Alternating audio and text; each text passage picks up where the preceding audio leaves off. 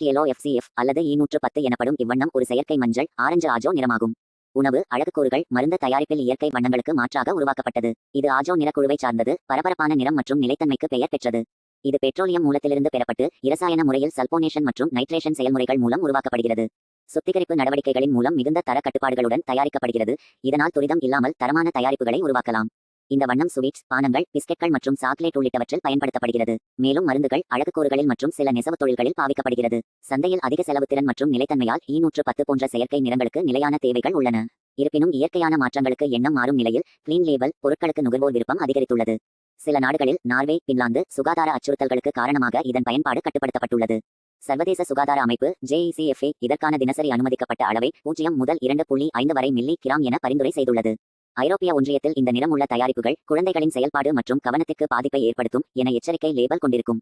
அமெரிக்க FDA நிறுவனமும் இதற்கு ஏற்றதாக FT மற்றும் CLON6 என்ற பெயரில் பதிவு செய்துள்ளது.